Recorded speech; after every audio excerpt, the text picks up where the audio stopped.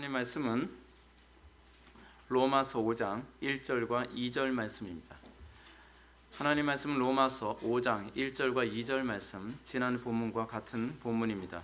로마서 5장 1절과 2절 말씀 찾으셨으면 제가 봉독하겠습니다. 그러므로 우리가 믿음으로 의롭다 하심을 받았으니 우리 주 예수 그리스도로 말미암아 하나님과 화평을 누리자. 또한 그로 말미암아 우리가 믿음으로 서 있는 이 은혜에 들어감을 얻었으며 하나님의 영광을 바라고 즐거워하느니라. 아멘. 이 시간 로마서 45번째 강의가 되겠습니다. 바라고 즐거워하느니라 라는 제목으로 하나님 말씀 증거하도록 하겠습니다. 바라고 즐거워하느니라. 우리는 지난 시간에 칭의를 통한 구원의 핵심이 무엇인가 우리가 살펴봤습니다. 아득하죠. 아득할 겁니다. 한 11개월 이전에 제가 44강을 제가 강의를 했으니까 거의 몇 달 만입니까? 한 석 달 정도 만에 우리가 45강에 들어가게 되는 겁니다. 칭의하게 되면 우리가 항상 떠올려야 될 것이 무엇입니까? 칭의라고 했을 때 칭의가 하나님께서 우리를 의롭다 칭하셨다라고 얘기하는 것 아닙니까? 근데 그 칭의 교리가 우리들에게 궁극적으로 말하는 바가 무엇이냐면 우리의 구원받음이 천당에 가는 것이 아니라 천당에 못 간다는 얘기는 아니죠. 천당에 가는 데 초점이 맞춰진 것이 아니라 하나님과 관계가 회복되는 것에 초점이 맞춰져 있다는 것을 보여주는 가장 대표적인 교리가 칭의입니다. 칭의. 우리는 단순히 이 칭의가 어떻게 이해되어지냐면 우리는 하나님 말씀대로 살든 안 살든 상관없이 우리가 예수를 믿으면 천당에 가는 거다라고 왜곡되게 이해되어지는 경향성이 있는데 그것이 아니라 칭의 교리가 궁극적으로 목표로 하는 바는 나는 하나님과 화해된 존재가 되었다라는 것을 의미합니다. 그래서 우리는 예수 믿기 전에 우리는 하나님과 원수된 관계였습니다. 하나님과 원수된 관계였다는 것을 우리가 무엇으로 체감할 수 있냐면 하나님의 말씀에 대한 우리의 반응입니다. 하나님의 말씀이 나하고 생각이 다르면 안 받아들이는 거예요. 내 감정이 안 맞으면 안 받아들이는 거죠. 그런데 우리가 예수를 믿고 난 이후에 하나님의 말씀이 내 감정과 관계없이 또는 내 상식과 관계없이 또는 내 경험과 관계없이 하나님의 말씀이 이것이다 라고 얘기하게 될 때에 우리가 아멘 할 수 있게 되어진 것이 바로 칭의된 자들에게 나타나는 특징이라고 얘기할 수 있습니다. 하나님과 관계가 회복됐다는 거죠. 하나님과 이전에 원수 관계에서 이제는 사랑하는 관계가 되었다는 것입니다. 그래서 우리에게 구원받았을 때 우리에게 나타나는 특징에 관해서 사도 바울은 또 뭐라고 얘기를 하냐면 하나님의 사랑이 우리 속에 부은 바 되어짐이라고 얘기합니다. 그래서 우리는 단순히 하나님과 그냥 관계만 회복된 존재가 아니라 하나님을 사랑할 수 있게 된 것입니다. 그리고 이웃을 사랑할 수 있게 되어진 것입니다. 하나님께서는 여러분들에게 사랑하라고 명령하시는 것이 아니라 사랑할 수 있는 힘과 능력을 주셨다라고 얘기하시는 것입니다. 우리 속에 이전에 어떤 마음이 생겼다는 것입니다. 그것이 믿음이 우리 속에 들어갔을 때 나타나는 특징이죠. 자, 그러면 그 다음에 던지는 질문이 무엇입니까? 왜 우리가 하나님과 화평한 관계를 그토록 열망해야만 하는 것입니까? 라는 것입니다. 이 질문하면 여러분들은 또 머릿속에 또 떠오르는 게 그거죠. 천당. 천당 갑시다. 가지 말자는 얘기는 아닙니다. 근데 여러분들이 복음의 궁극적 본질이 거기에 맞춰지면 소위 유토피아주의하고 다를 바가 없습니다. 여러분들이 이 예수를 믿음으로써 예수 믿음이 궁극적으로 목표라는 바는 하나님과 이제는 화해하는 관계로서의 삶을 살게 됐다는 것 아닙니까? 그러면 하나님과 화해된 관계가 궁극적으로 목표라는 바가 무엇입니까? 삶이죠. 삶. 제가 항상 관심 갖는 게 삶 아닙니까? 하나님의 말씀을 우리가 사는 거죠. 우리가 하나님과 관계가 깨졌을 때에 우리가 하나님과 원수 관계였을 때 우리에게 나타나는 것이 무엇이었습니까? 하나님께 반역만 할 뿐 아니라 이익과의 관계를 끊임없이 파괴하는 삶을 산다는 것입니다. 문제는 이겁니다. 하나님과 관계가 깨어지면 그 하나님과 관계 깨어짐이 이웃과의 관계의 깨어짐으로 나타난다는 것입니다. 근데 그 이웃 중에 한 사람이 누구냐? 바로 나입니다. 나부터 파괴합니다. 나부터 철저히 깨뜨리고 파괴합니다. 여러분, 우리가 하나님과 관계가 깨진 사람들에게 나타나는 특징이 무엇입니까? 자기 삶에 있어서 철저히 파괴적인 삶을 살아가죠. 게으르고 잔인하고 나태하고 이기적이고 그런 일체의 모든 행위를 통해서 내 삶이 계속 파괴되어져 갑니다. 그러면서 우리는 여러분 뭐라고 얘기합니까? 아, 그렇게 안 살려고 했는데 또 그렇게 살게 되네. 왜요? 내가 죄의 노예가 된 상태이기 때문에 그렇습니다. 예수를 믿음으로써 가장 먼저 파괴하는 것은 내 자신입니다. 제가 여러분한테 그런 말씀 드렸잖아요. 요즘에 우리나라 젊은이들이 집 밖에도 안 나가는 젊은이들이 한 몇 명 정도 된다고요? 54만 명 정도 통계가 나왔다고 얘기합니다. 말이 54만 명이지 여러분들 그 54만 명의 젊은이들이에요. 대부분 그 젊은 아이들이 집 밖에도 나가지 않고 그 인생을 살아가면서 걔네들이 나중에 40대가 되고 50대가 된다고 생각해 보십시오. 50대는 정말 이 나라를 움직여 나가야 될 연령대입니다. 근데 그 연령대가 파괴되어져서 폐인처럼 자폐자처럼 그렇게 살아간다고 생각해 보십시오. 얼마나 끔찍합니까? 자기 자신만 파괴되어지는 것이 아니라 가정까지 파괴하게 되고요. 그리고 나중에 어떻게 됩니까? 집 밖에서 나가질 않으니까, 집에서 나가질 않으니까, 결혼도 안 하니까 결국 인구도 줄어들고 대도 끊기고 모든 것이 다 파괴되어져 버리는 것입니다. 그 원인이 어디냐? 우리는 자꾸 심리학적으로 진단하려고 얘기하죠. 심리학적으로. 아니요, 더 궁극적 원인을 듭시다. 인터넷이나 뭐냐, 그것보다도 궁극적 원인은 하나님과의 관계입니다. 왜요? 여러분들이 누구를 섬기냐, 어떤 대상을 섬기냐에 따라서 제가 아까도 말씀드렸던 것처럼, 설교 전에 말씀드렸던 것처럼요, 여러분들은 어려움이 닥치면 여러분들이 진짜 섬기는 대상, 여러분들이 진짜 숭배하는 대상이 무엇인지를 그 실체를 드러내게 됩니다. 돈을 추구하거나 그렇지 않으면 명예를 추구하거나 인맥을 추구하거나. 그래서 신기한 게 우리는요, 고난을 당할수록 내가 숭배하는 대상에 대한 믿음을 점점 강화시킵니다. 돈에 대한 믿음이 점점 강화되거나 어떤 명예에 대한 그 믿음이 점점 더 강화되거나 인맥에 대한 믿음이 점점 더 강화되거나 그러면서 어떻게 됩니까? 점점 파괴된 인생을 살아가게 되는 것이죠. 근데 여러분들이 정말 하나님을 믿는다고 한다면 여러분들은 이 모든 것에 대해서 하나씩 하나씩 손을 끊게 되어지고 하나님만 의지하며 살게 되어집니다. 그래서 여러분들 성경에서 얘기하는 바가 무엇입니까? 고난을 통해서 정금같이 나온다고 얘기하지 않습니까? 근데 요즘에 사람들은 성경이 틀렸는지 사람이 틀렸는지 여러분들 분명히 판단해야 되는 게 뭐냐면 고난을 당하면서 불순물이 더 심해져요. 그거는 자기가 숭배하는 대상, 자기가 믿는 대상이 돈을 믿기 때문에 그런 것 아닙니까? 하나님을 믿지 않으니까 그런 것 아닙니까? 자기가 하나님을 믿으면 믿을수록 더 믿음이 그쪽으로 견고해져 가야 되는데 고난을 당하면 당할수록 정금같이 나오는 것이 아니라 불순물이 가득해서 나오게 된단 말이에요. 고난받기 이전은 순수했던 것 같은데 고난받고 나니까 사람이 점점 타락해져 가고 점점 더 하나님과 멀어져 가는 거죠. 사실 하나님과 멀어져 간 것이 아니라 애시당초부터 하나님하고 화해한 적이 없었던 거 아닌가 하는 질문을 던지게 됩니다.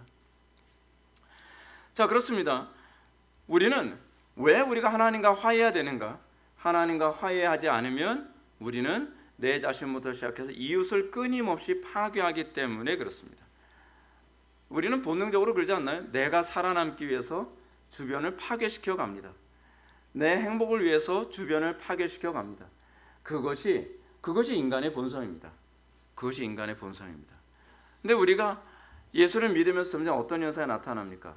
하나님과 이웃을 사랑하게 되므로 내가 고난을 당할 때에 오히려 나를 희생하고 하나님의 영광을 나타내고 나를 희생하고 이웃의 유익을 위해서 살아가게 되는 것이죠.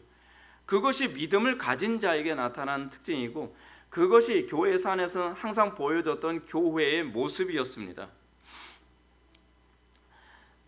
우리는 하나님과 잘못된 관계가 이웃을 파괴했다는 것이 우리는 교회 안에서 역사에서 분명히 입증된 것을 우리는 확인할 수 있습니다.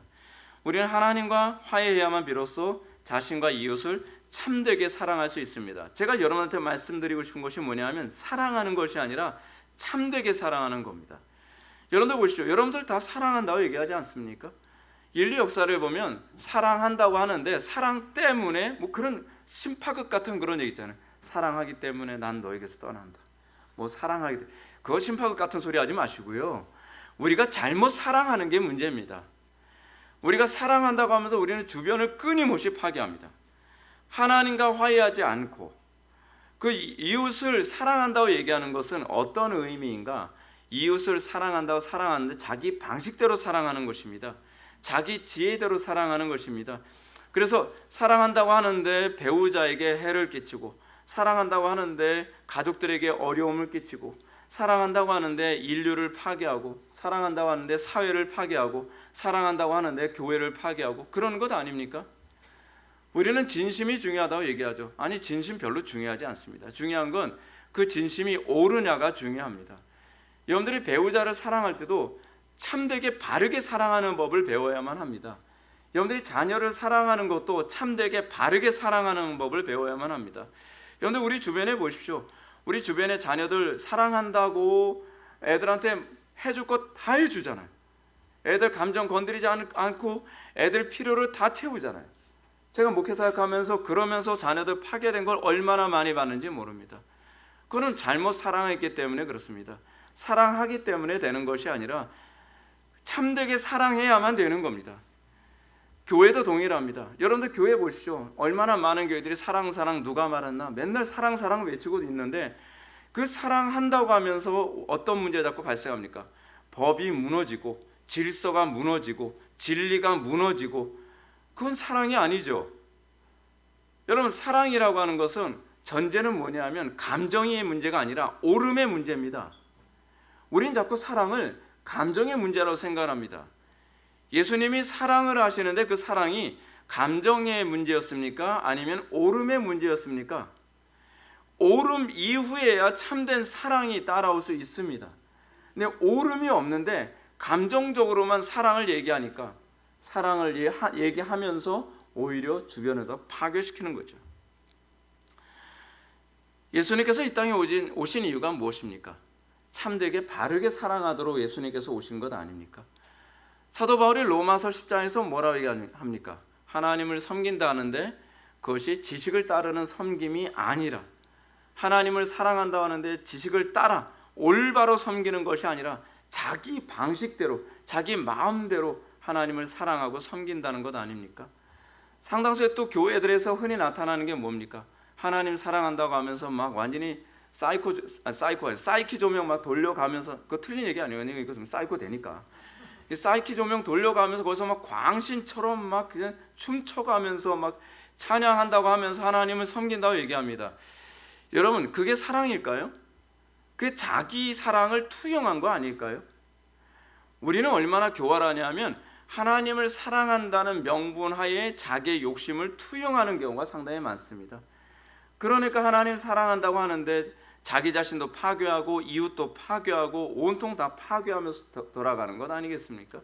거기에 속으면 안 됩니다. 우리가 이제까지 구원론을 통해 살펴보았던 것처럼 구원이란 단순히 천당 가게 되는 것을 의미하지 않습니다. 성경이 가르치는 구원은 나의 구원을 통해 이웃의 구원으로 확산되는 겁니다. 하나님께서 우리를 구원하신 목적이 그겁니다. 나 하나 구원받고 끝내라는 얘기가 아니라 그 구원을 확산시키라는 겁니다.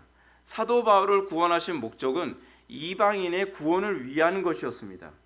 베드로를 구원하신 목적은 유대인들의 구원을 위한 것이었습니다. 그렇기 때문에 자기의 구원을 통해 이웃을 구원하기 위해서 자기를 희생하는 삶을 살아가는 거죠. 그것이 하나님께서 우리에게 구원해 주신 목적입니다. 또 성경이 가르치는 구원이란 하나님과 관계 회복을 통해 이웃과 올바른 관계 회복을 갖게 하는 데 있습니다. 물론 거기에도 전제가 있습니다. 하나님과 올바로 관계를 회복해야만 합니다. 그렇지 않으면 여러분들은 하나님을 섬긴다면서 우상을 섬기게 되는 거죠.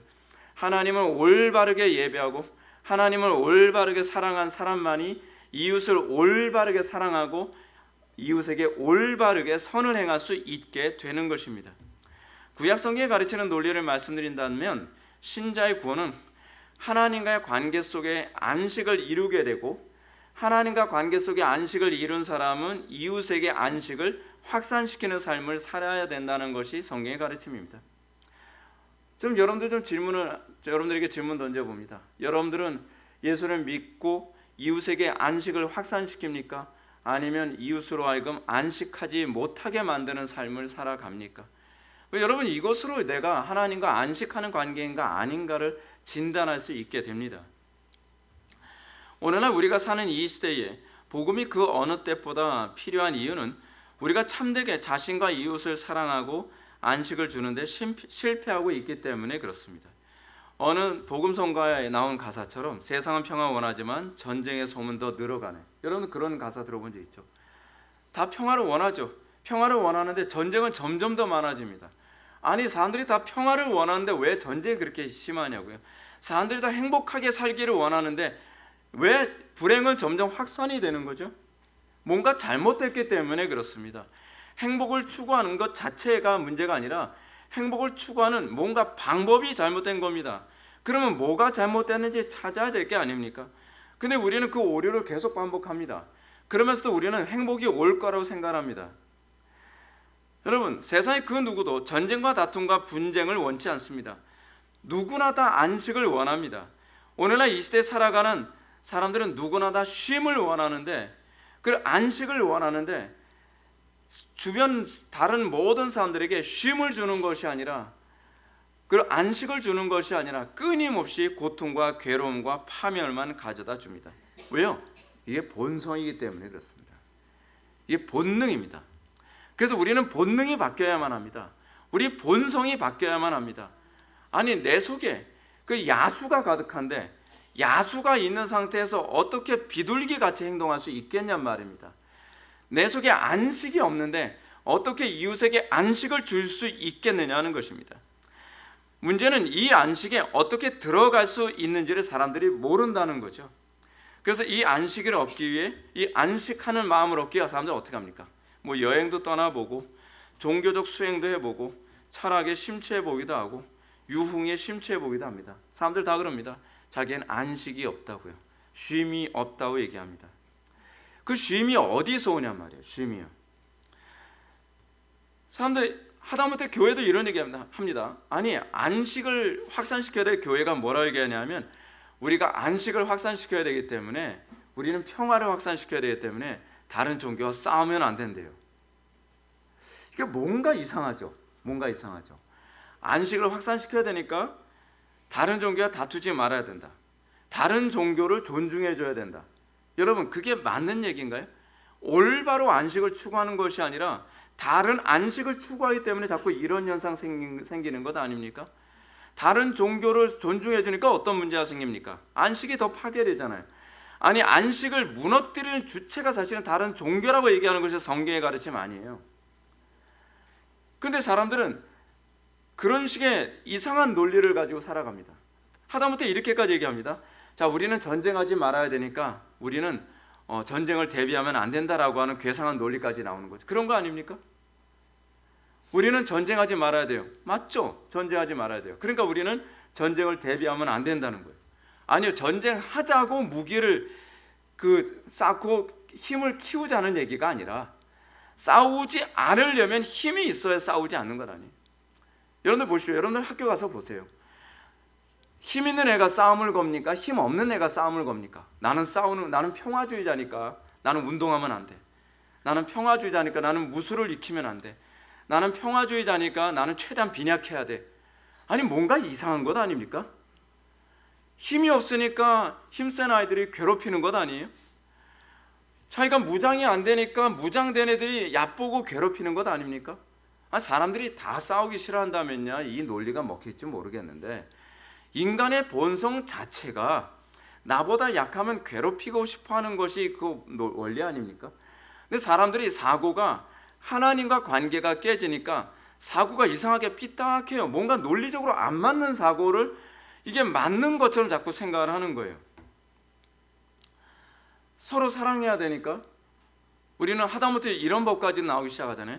서로 사랑해야 되니까 불륜도 존중해 줘야 된다는 얘기가 자꾸 나오는 거예요. 아니 더 많이 사랑하자는 게 뭐가 나쁘냐는 거예요. 한 남자가 여러 여자 사랑해 주면 더 좋은 거 아니? 사랑하면서 살자는 건데 아니 이게 말이 되냔 말이 이게 논리적으로 말이 되냐고요. 근데 사람들은 될 거라고 생각하는 거예요. 왜 이런 현상이 나타나죠? 하나님과 관계가 깨지면 사람들의 판단력이 이렇게 무너집니다. 논리적으로 뭐가 문제인지가 인식이 안 되는 거예요. 그러니까 사랑한다고 하면서 점점 더 파괴되어져 가는 거죠. 안식을 확산시키겠다고 얘기하면서 안식을 더 파괴시키는 일이, 모순적인 일이 자꾸 벌어지는 거죠. 이런 현상이 나타나는 이유, 그 이유는 뭡니까? 예수님만이 안식일의 주인이신데 이 안식일의 주인을 멀리하고 안식을 찾고 있기 때문에 그렇습니다. 하나님의 방식이 아니라 내 방식으로 자꾸 안식을 추구하려고 하기 때문에 문제입니다. 마치 이거와 똑같지 않습니까? 아주 그냥 일타명 강사가 있어요. 일타 강사가 야, 이렇게 해야 시험 잘 볼 수 있어 라고 했는데, 당신이 뭔데? 난 내 방식대로 해. 그래서 자기 방식대로 공부를 합니다. 그러면서 좋은 성적을 거두길 바라면 되겠냔 말이에요. 나보다 뛰어나고 나보다 명확한 사람들, 경험이 많은 사람들은 그 말을 듣는 것이 일반 은총적일 수도 옳잖아요. 근데 전지전능하신 하나님께서, 온 우주 만물을 창조하신 하나님께서 유일한 안식은 이 길밖에 없다고 예수님께서 가르치셨잖아요. 예수님만이 길이요 진리요 생명이라고 가르치셨잖아요. 예수님만이 안식일의 주인이라고 가르치셨잖아요. 그러면 예수님만을 따라야만이 진정한 안식이 있는데, 나는 내 방식대로 안식을 추구하겠다는 거예요. 내 방식대로 평안을 추구하겠다는 거예요. 근데 그렇게 해서 됐냐고요? 중요한 건 됐냔 말이에요. 인류 역사상 된 적이 있냐고요? 없잖아요. 그런데 사람들은 이 고집을 꺾지 않아요. 그래서 점점 세상의 비극이 확산되는 것입니다. 놀라운 사실은 이것을 교회에 정기적으로 이런 문제가 교회에 정기적으로 출석하는 사람들에게도 나타나고 있다는 거예요. 교회 정기적으로 출석하면 뭐합니까? 결국 가정의 문제를 내 방식적으로 해결하려고 하고, 또 인간관계 문제를 내 방식, 내 경험, 내 지혜, 내 수단으로만 해결하려고 하는데요. 안 됐잖아요, 여러분. 수도 없이 해봤는데 안 됐잖아요. 그러면 이제는 하나님의 말씀을 따를 만도 한 거 아닙니까? 성경에 가르친 대로 따라 볼 만한 거 아닙니까? 또 그러면 이렇게 얘기하죠. 저도요, 하나님 말씀대로 살아보려고 해봤어요. 해봤다고요? 근데 얼마나요? 여러분, 하나님 말씀대로 살아가는 게 쉽게 그렇게 풀리는 거라고 생각합니까? 여러분도 그러잖아요. 학교에서 수학 선생님이 수학을 풀 수 있는 공식을 가르쳐 줬어요. 제가 그 공식대로 안 풀려고 한 게 아니에요. 풀려고 하는데 안 풀리더라고요. 그러면 내가 공식을 잘못 사용했나 보구나 생각을 하면서 그 공식 활용법을 자꾸 익히려고 해야 될 게 아니에요.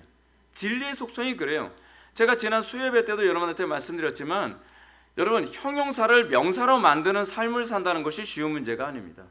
인생이라는 게 뭐냐면, 하나님께서 우리에게 사랑이라고 하는 형용사를 주셨다면 그 하나님의 사랑을 우리의 삶 속에 명사로 만들기 위해서 우리는 많은 묵상과 많은 지혜와 많은 은혜를 구함과 그리고 많은 실패와 좌절의 과정을 통해서 예수님께서 가르치신 그 말씀대로 사랑을 실천하는 그 명사가 무엇인지를 아는 데는 많은 믿음과 기도가 필요합니다. 근데 우리는 그렇게 하지 않으면서 우리는 한두 번 대충 해보고 나서 안 된다고 자포자기합니다. 그래서 말씀대로 안 되더래요. 말씀대로 안 되는 것이 아니라 말씀을 모르는 거죠. 말씀을 모르는 겁니다. 예수님께서 뭐라고 말씀하십니까? 예수님이 이렇게 말씀하십니다. 사람들이 다 영생을 다 원한대요. 근데 예수님께서 하시는 말씀이 이거죠. 영생을 원하는데 영생을 얻기 위해 내게 오기 원치 아니하는도다. 이것이 인간의 문제죠. 안식을 원한대요. 근데 안식일의 주인이신 그리스도께 오기를 원치 않는다는 거예요. 생명을 원한대요. 근데 생명의 근원이신 그리스도께로 오기 원치 않는다는 거예요. 왜 영생을 주시는 분, 안식일을 주시는 분을 멀리하며 영생 혹은 안식을 추구하려고 합니까? 그 이유는 간단하죠. 믿지 못하기 때문에 그렇습니다. 더 정확하게 얘기합시다. 하나님보다 세상이 더 믿었기 때문에 그런 겁니다. 그런 거 아닌가요? 저 안 믿는 거 아니에요. 안 믿는 거 아니겠죠. 그런데 문제는 뭐냐면 여러분들은 하나님보다 세상이 더 믿어온 거예요. 성경의 가르침보다 철학이 더 믿어온 거예요. 여러분들 하나님의 능력과 지혜보다는 세상의 능력과 지혜가 더 믿어온 거예요. 그렇지 않나요? 돈이 더 믿음직하게 보이지 않나요? 철학적인 가르침이 더 믿음직하게 보이지 않나요? 그래서 어떻게 됐냐고요. 근데 우리는 끊임없이 어리석음 가운데서 정답만 피해서 살아가면서도 우리는 정답을 선택하려 들지 않습니다. 이것이 문제죠. 우리가 주님을 믿는다면 우리 이성으로 납득이 되지 않더라도 주님의 가르침을 따르는 것입니다. 그런데 자신이 믿는다고 생각하면서도 주님을 따르지 않고 자신의 감정과 의지와 자기 경험만을 따르니까 주님이 이걸 보고 뭐라고 말씀하시는 겁니까? 영생을 얻기 위해 내게 오기를 원치 아니하는도다 라고 얘기하는 것 아닙니까? 문제는 이겁니다. 여러분들은 영생을 원한다고 여러분들은 예배당에 옵니다. 뭐 소위 흔한 말로 여러분은 천당 가고 싶다고 여러분은 교회에 옵니다. 근데 문제는 뭐냐 하면 우리는 그리스도께로는 가기 싫어한다는 얘기입니다. 내가 천당만 가면 당신은 그냥 팽이야, 팽. 이게 오늘날 기독교인들의 모습 아닌가요? 내가 천당만 아니면 진짜 내가 꼭 예수를 믿어야 되나? 그건 예수 믿는 거 아니에요. 많은 사람들이 영생은 얻기 원하는 건 다 똑같습니다. 그런데 그리스도를 원치 않아요. 그리스도께로 가기를 원치 않아요. 진리를 원치 않아요. 저는 여러분들이 영원한 천국에 가는 걸 원하는 거에 대해서 전 여러분들 나쁘게 생각하지 않습니다.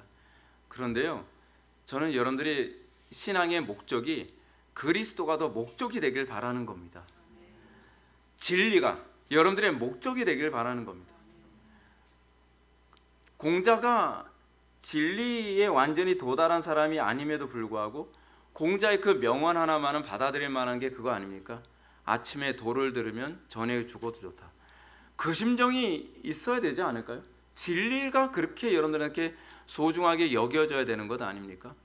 근데 그렇지 않고서 어떻게 천당을 꿈꿀 수 있을까? 좀 이해가 안 돼요.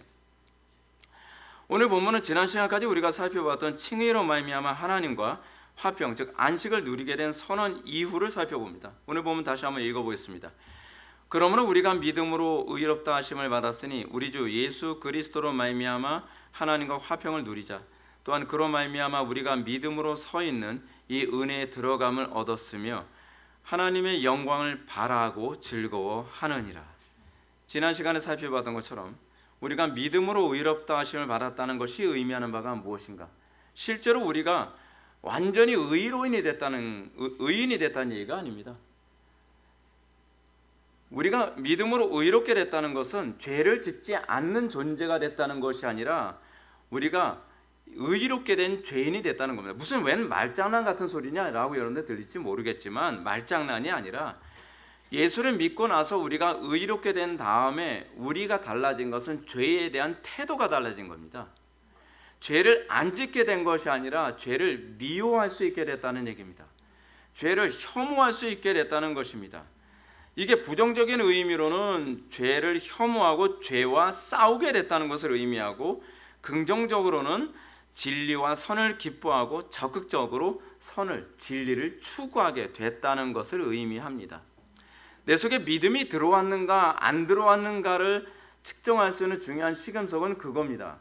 내가 죄에 대해서 이제는 어떻게 반응하게 되었는가, 진리와 선에 대하여 나는 어떻게 반응하게 되었는가에 관해서 우리가 달라진 겁니다. 그래서 여러분들이 예수를 믿고 난 다음에 죄와 싸우되 피 흘리기까지 싸우는 사람이 되는 것입니다. 사람들은 가끔가다 저보고 이제 그럽니다. 김 목사는 원래 굉장히 정의롭고 그런 거 없습니다. 저도 그렇지 않아요. 예. 제가 왜 이렇게 살게 됐냐면 진리가 소중하다는 것을 알게 됐기 때문에 그렇습니다. 죄와 싸우고 싶은 마음이 생겼고 진리를 적극적으로 추구하고 싶은 마음이 생겼기 때문에 그런 것입니다. 이것이 바로 우리가 칭의되기 이전과 이후에 완전히 달라진 마음의 상태입니다. 우리가 칭의되기 이전에 죄를 멀리하게 된 이유가 기껏해야 이겁니다. 죄에 지면 사람들이 손가락질하니까, 죄에 지면 벌을 받으니까, 또는 죄에 대해서 교육적인 효과를 들었죠. 죄를 지면 이렇게 돼. 또는 사회적 분위기가 어떤 죄를 지면 그 죄를 짓는 것에 대해서 사회적 분위기가 되게 안 좋아해요. 그런 것 때문에 죄를 안 지는 거 아닙니까? 여러분들, 제가 이런 모습은 어떤 식으로 더 잘 나타나냐 하면, 여러분들이 우리 교회에서 신앙생활 열심히 잘 하다가 신앙생활 잘 안 하는 교회로 만약에 딱 가게 되어지면 여러분들은 어떻습니까? 그 가운데서도 여러분 신앙생활 열심히 하게 됩니까? 아니면 분위기가 그러니까 어쩔 수 없어서 그 평준화됩니까? 그리스도인들은 평준화되는 사람이 아닙니다. 그리스도인들이 평준화된다고 한다면 어떻게 세상의 진리, 기둥과 터의 역할을 할 수 있겠습니까? 그렇지 않습니까? 우리가 평준화가 될 수 없는 존재이기 때문에 세상으로부터 고난이 와도 진리, 기둥과 터로서의 역할을 감당하는 겁니다. 근데 신기하죠? 얼마나 적응력이 뛰어난지 기독교인이라고 하는 사람이, 신앙이 좋다고 생각한 사람이 이 교회 저 교회 갈 때마다 그 교회 수준에 따라서 자꾸 평준화되어집니다. 카멜레온처럼요. 그거는 신앙이 아니죠. 그거는 생명이 있는 것이 아니죠. 우리 속에 생명이 있다면 우리는 아스팔트도 뚫어가면서 새싹을 펴야 되는 것이, 그것이 생명이 있는 자에게 나타나는 특징 아닙니까? 우리는 진리와 선에 대해 율법적인 고정관념이 있지만 궁적으로 고정관념 때문에 진리와 선을 추구하는 사람은 아닙니다. 사랑하기 때문에, 진리를 사랑하기 때문에, 진리가 우리에게 소중하기 때문에, 그래서 우리는 진리와 선을 추구하는 겁니다. 고난을 당해도, 외로워도, 괴로워도 그렇게 되는 겁니다. 그렇기 때문에 우리는 사회적 분위기가 달라져도 우리의 도덕적 기준은 달라지지 않습니다. 사회적 분위기가 다 이렇게 흘러간다 하더라도 우리는 절대 기준에서 우리는 흔들려서는 안 됩니다. 아니, 우리가 흔들리면 기준이 없어지잖아요. 그것이 기독교는 아닙니까? 그렇습니다. 우리가 칭의이 되면 그로 말미암아 달라지는 핵심적인 포인트는 도덕적 변화보다 도덕적 변화를 추구하는 마음가짐이 달라지는 겁니다. 마음이 달라지고 그 다음에 우리로 하여금 행동이 달라지고 열매가 달라지는 거죠. 마음가짐이 달라지니까 거룩해지기 위해 죄와 싸우되 진심으로 싸우는 거죠. 죄와 싸우되 여러분 그렇잖아요. 이 적들하고 싸우는데 우리 아군 쪽에 스파이가 있어요. 스파이가. 그럼 그 스파이가 적들하고 싸울 때 진심으로 싸우겠습니까? 안 그렇잖아요. 진심으로 싸웠다간 자기 상대편을 죽이는 게 되잖아요. 그러니까 진심으로 안 싸우죠. 싸우는 척하는 거죠. 왜냐하면 다른 사람들이 내가 스파이라는 걸 들키면 안 되니까. 그렇죠? 문제는 우리가 그런 태도를 견지한다는 겁니다. 우리가 죄와 싸우는 척은 해요. 싸우는 척. 왜냐하면 싸우는 척이라도 해야 내가 신앙이 있는 것처럼 보이니까. 근데 어느 상태 딱 되면 적진 안에 딱 들어가면 걔네들 같이 친해져요. 왜 그렇죠? 내 속에 진심으로 죄와 싸우고자 하는 마음이 없었기 때문에 그럽니다. 우리는 어떻게 된 존재입니까? 우리는 죄와 싸우되 진심으로 싸우는 존재가 된 거고요. 우리는 진리를 사랑하되 사랑하는 신용을 하는 사람이 아니라 진심으로 사랑하게 되는 것입니다. 이것을 통해 우리에게 거룩과 성화가 나타나는 것이죠. 이런 현상이 나타나는 것은 의무나 강요 때문이 아닙니다.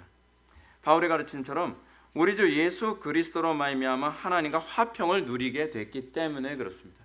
하나님을 사랑하기 때문에, 진리를 사랑하게 됐기 때문에, 이전에 우리가 죄에 빠지고 이웃에게 재앙의 근원으로 살아가게 됐던 것에 대해서 참으로 후회하고 참으로 안타까워하고, 그래서 어떻게 하면 이제 내가 복의 근원으로 살아갈 것인지를 진짜 고민하고, 여러분 진짜 고민합니까?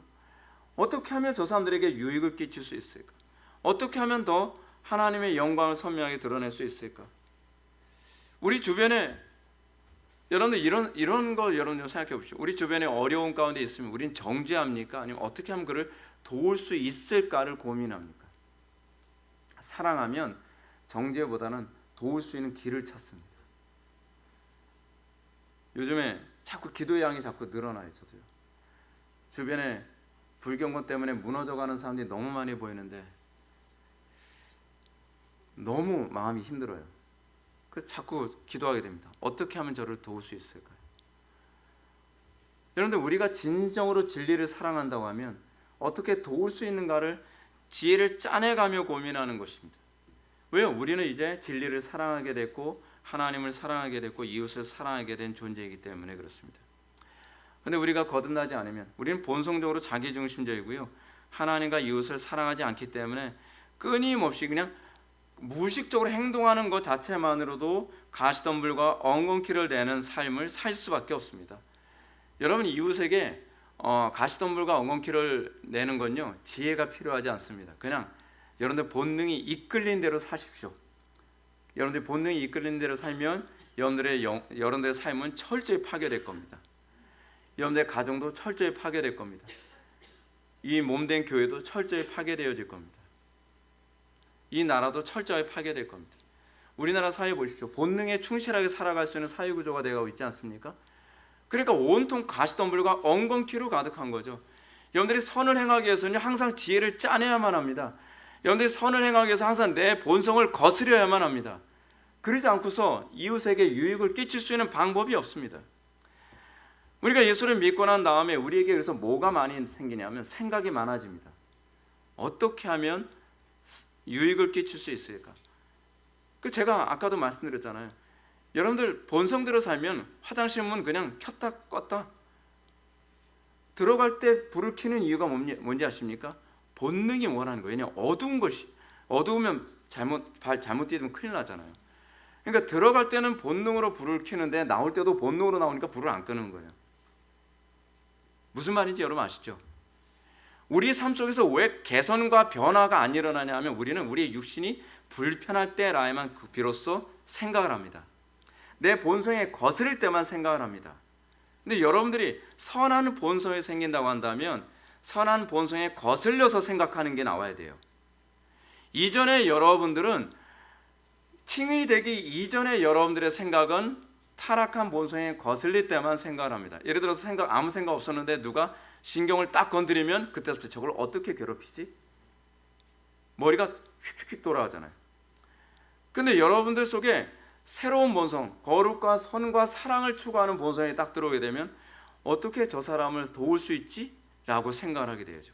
근데 여러분들에게 이런 부분에 대한 거룩한 본성이 이게 거슬려야 되는데 거슬리는 게 없으니까 생각을 안 하게 되는 거죠. 그냥 본능대로 살아가게 되는 것입니다.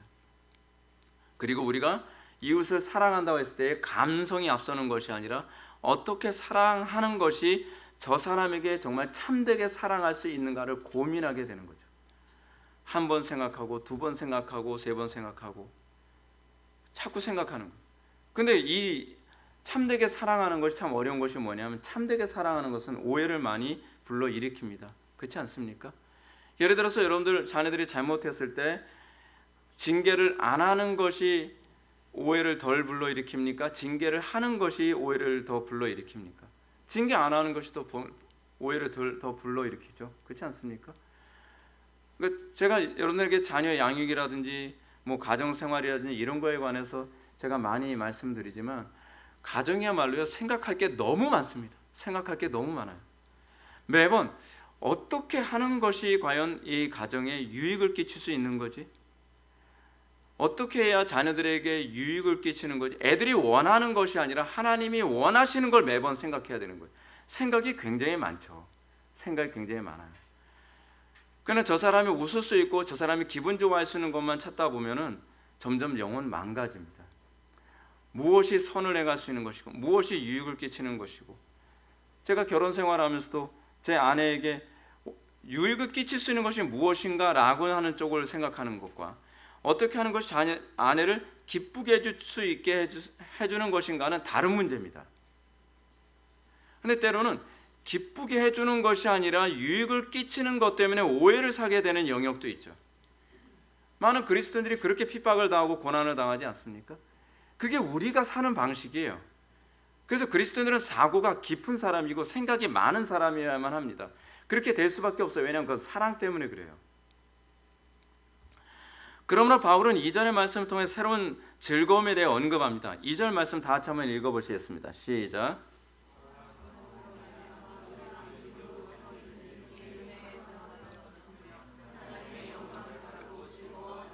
아멘. 이 구절에서 우리가 먼저 관심을 가져 보아야 될 구절은 하나님의 영광을 바라고 즐거워하느니라 라는 것입니다. 이 말씀은 그냥 기뻐하는 것이 아닙니다. 바울은 그의 인생에서 최고로 기뻐하고 자랑하는 것을 얘기합니다. 그것은 환희의 기쁨이자 확신에 찬 기쁨입니다. 그냥 기쁨이 아니죠. 뭐예요? 바라고 기뻐하는 겁니다. 바라고 즐거워하는 기쁨입니다.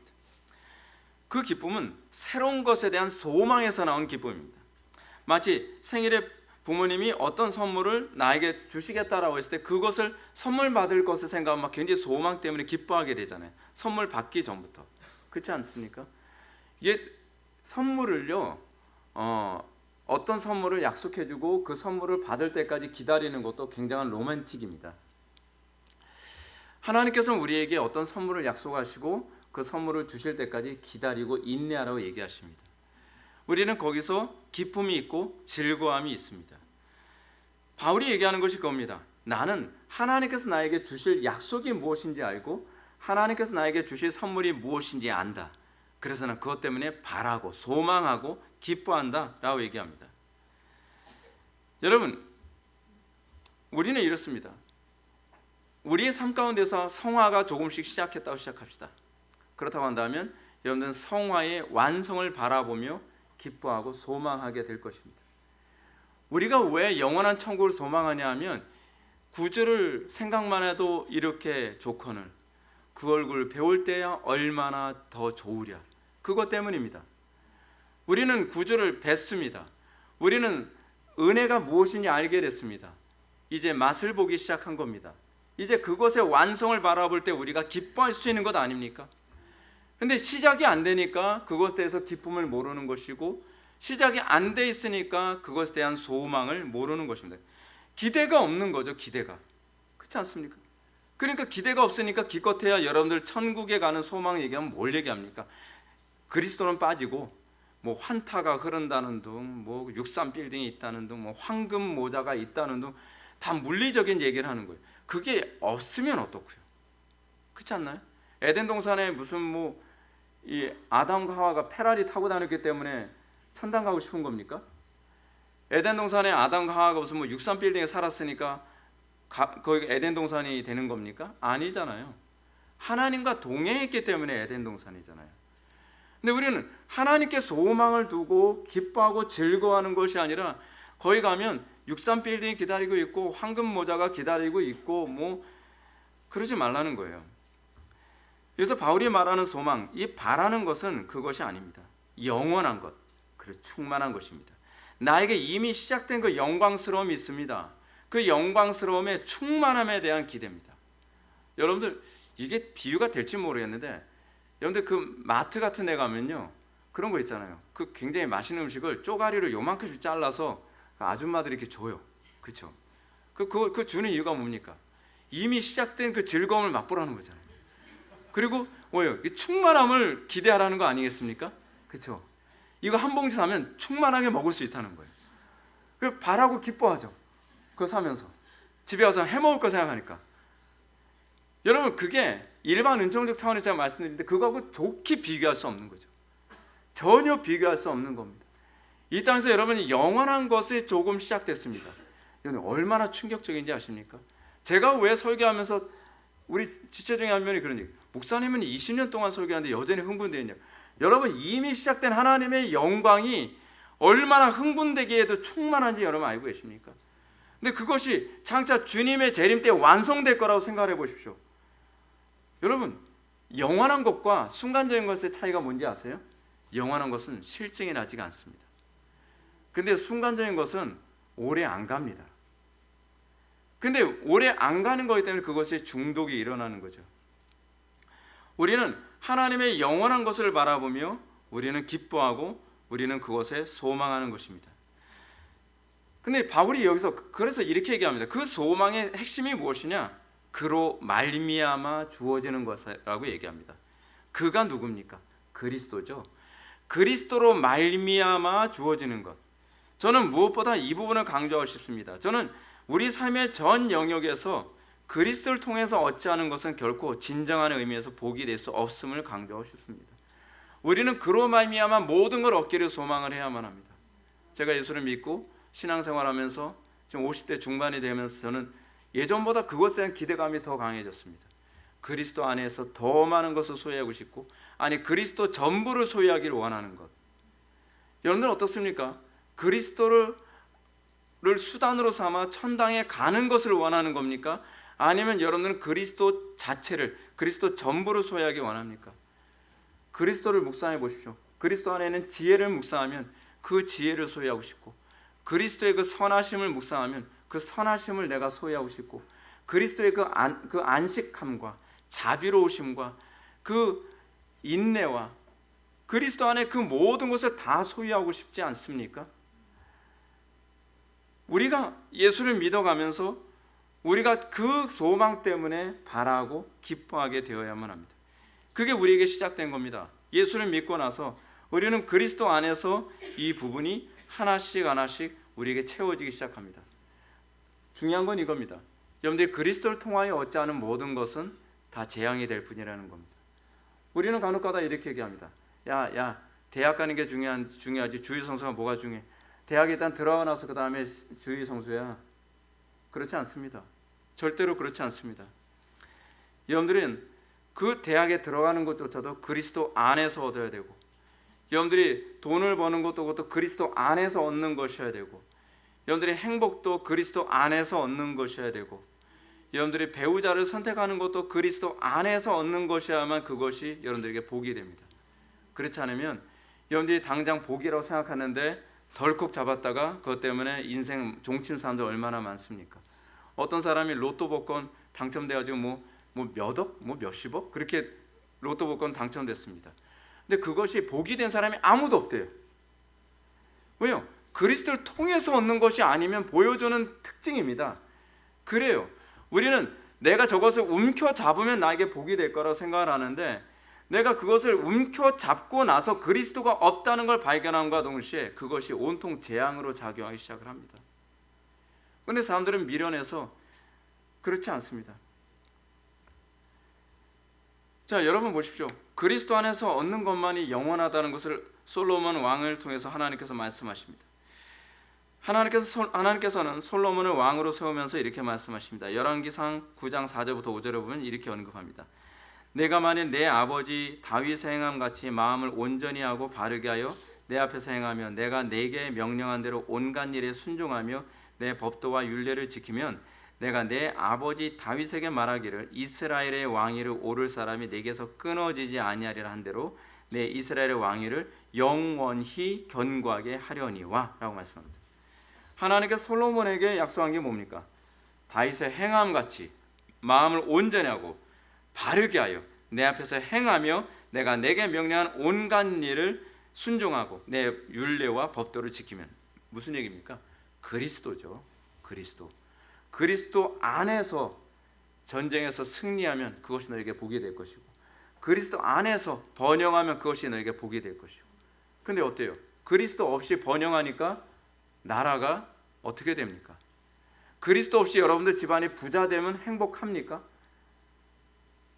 여러분들 그리스도 없이 여러분들이 성공하면 행복할 것 같습니까?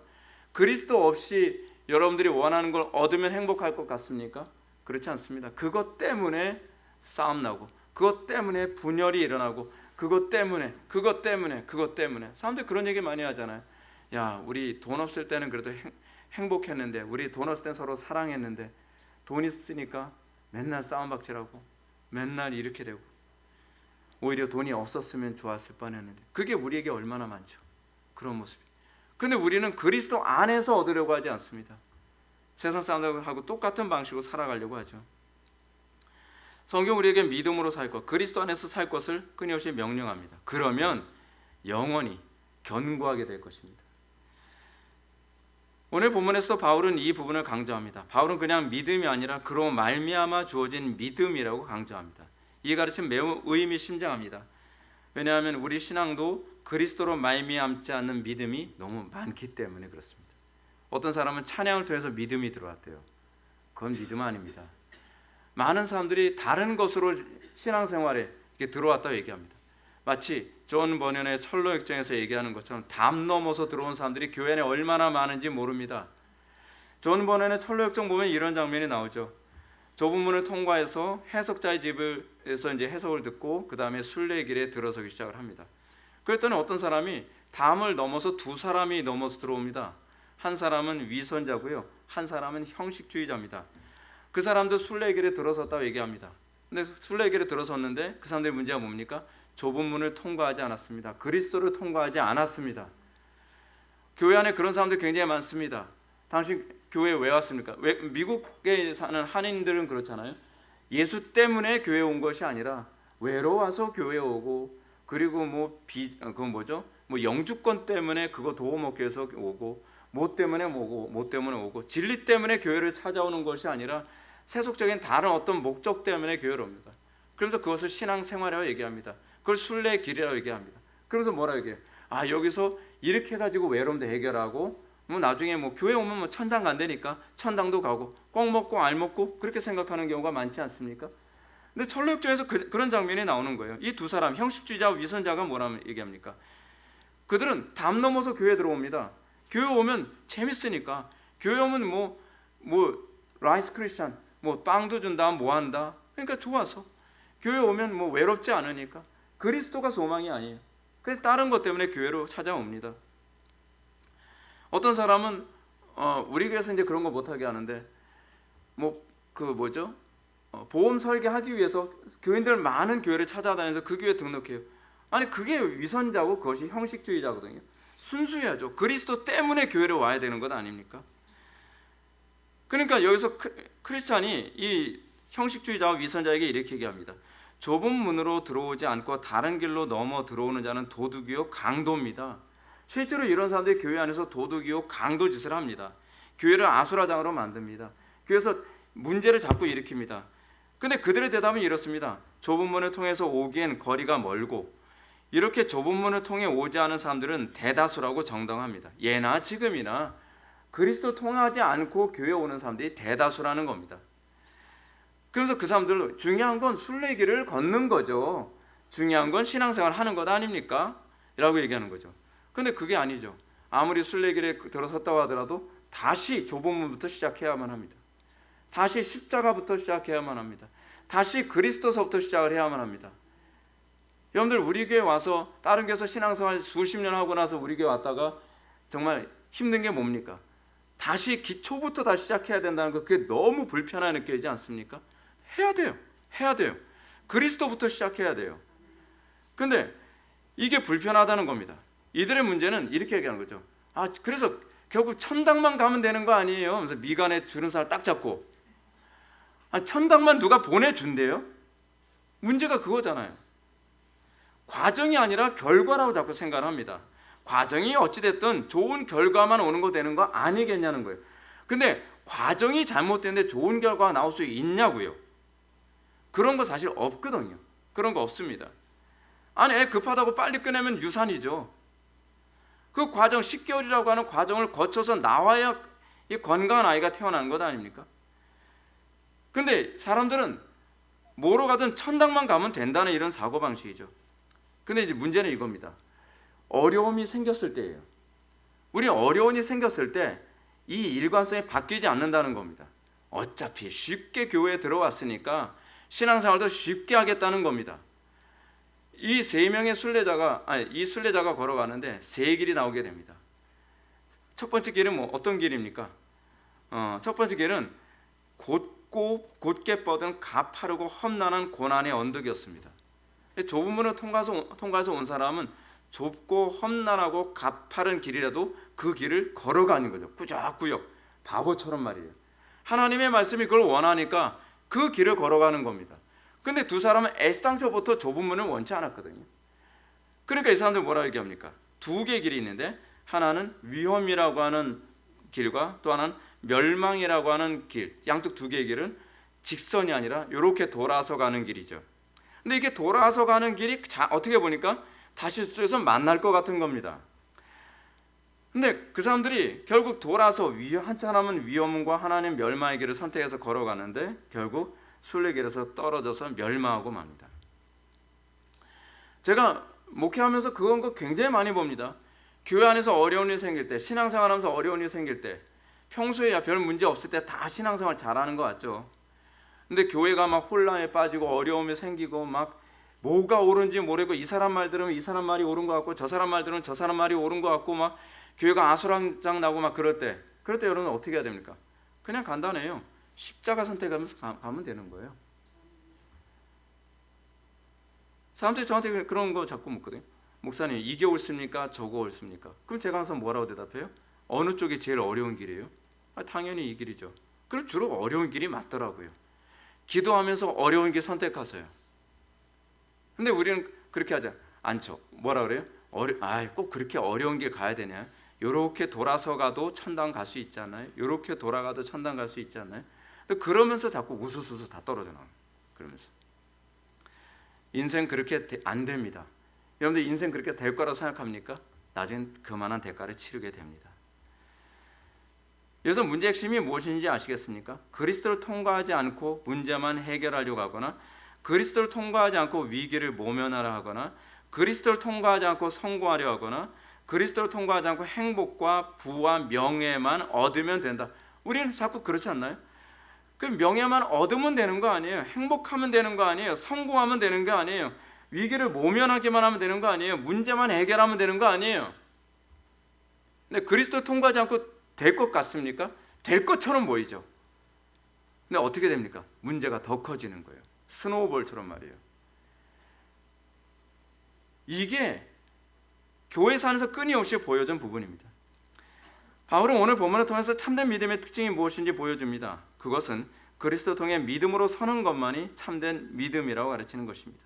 근데 그 믿음이 오직 은혜로 주어진다는 점을 강조합니다. 결단의 결과가 아닙니다. 오직 은혜로 주어집니다. 은혜로 주어진다고 해서 그냥 넋놓고 있으면 되는 게 아니죠. 구하고 찾고 두드려야만 합니다. 여기서 우리가 관심을 가져야 될 부분이 있습니다. 그것은 들어감이라는 말씀입니다.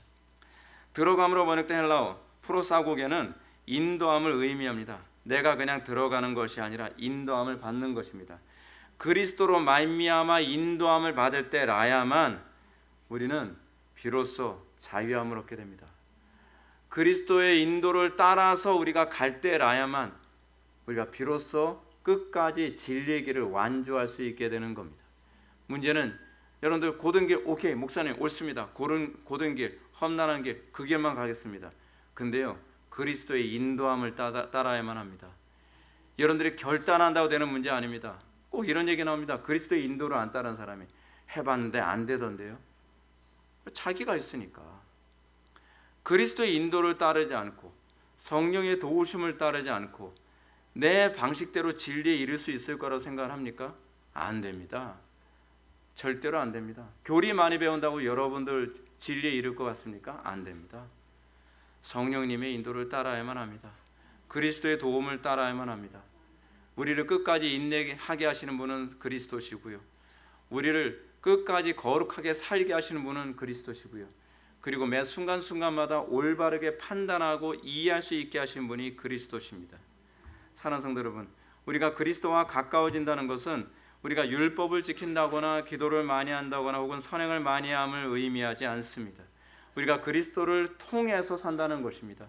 그것이 그리스도와 가까워지는 것입니다. 이 과정을 통해 우리는 하나님의 영광을 바라고 즐거워하게 되는 겁니다. 겉으로 보기에는 험난한 길이고 어떻게 보면은 곱고 가파른 길처럼 보이는데 그리스도를 통해서 살아보니까 야 이런 영광이 있구나. 그리스도를 통해서 살아보니까 이런 기쁨이 있구나. 그리스도를 통해서 살아보니까 이런 감사함이 있구나. 근데 문제는 이걸 통과해보지 않은 사람은 이 감사를 몰라요. 이것에 대한 기쁨과 소망을 모른단 말이에요. 그렇지 않습니까? 마치 그거와 똑같은 거죠. 정말 죽기 살기로 공부를 열심히 했어요. 그렇게 해서 자기가 원하는 목표에 도달해 본 사람이야. 인내의 가치를 알면서 또 도전하고 또 도전하는데 아니 노력을 안 해본 사람에게 야 공부 정말 죽기 살기로 하면 이런 거 된다니까 해봤어야지 그것에 대한 소망이 있고 기쁨이 있잖아요. 그렇지 않아요? 우리가 그리스도 안에서 그 영광스러움이 무엇인지 맛을 본 사람들이 그런 사람이 거기에 또 도전하고 또 고난과 힘듦과 어려움에도 불구하고 진리대로 살아가는데 제가 여러분들한테 왜 자꾸 강요하겠습니까? 십자가를 왜 제가 여러분들한테 강요하겠습니까?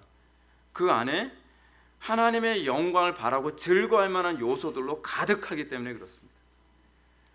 그런데 거기를 들어가 본 적이 없으니 이 말이 이것이 사모가 되지가 않는 거죠. 또 짐만 아니 저는 여러분에게 짐지게 하는 게 목적이 아니에요. 자유케 하는 게 목적이에요. 진리는 겉보기에는 고난이라고 하는 포장지로 씌워져 있는데 그 고난의 포장지를 풀고 나면 그 안에 자유함이 있습니다. 거기에 소망이 있습니다. 거기에 기쁨이 있습니다. 거기에 감사가 있습니다. 제가 여러분들에게 그것을 누리게 해드리고 싶은 겁니다. 근데 제 힘으로 안 됩니다. 여러분들이 믿어야 됩니다. 여러분들이 그리스도를 따라야만 합니다.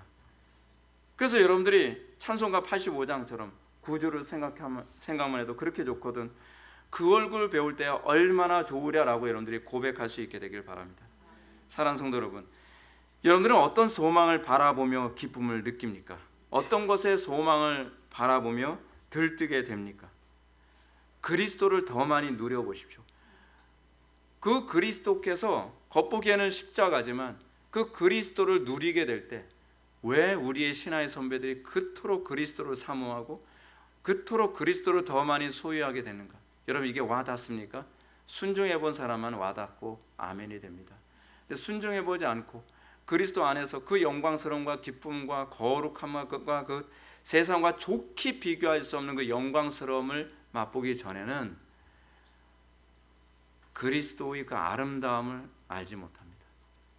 여러분들이 믿고 순종함으로 밭에 감춰진 보화처럼 그 가치를 알게 되므로 그 땅을 다 사서 내가 그 보화를 소유하게 되는 그 주인공이 바로 여러분들이 되기를 주님의 이름으로 축원합니다. 기도하시겠습니다. 사랑이 많으신 하나님, 그리스도께서 밭에 감추어진 보화인 줄 압니다. 아버지 하나님, 우리가 그리스도를 소유하는 것이 그 무엇보다 가치 있게 여겨지게 하여 주시고, 그래서 우리가 그리스도를 소유함으로 우리가 그것 때문에 더 기뻐하고 즐거워하며 그리스도를 온전히 소유할 것 때문에 우리가 기뻐하게 하여 주옵소서. 예수님의 거룩하신 이름으로 기도드립나이다. 아멘.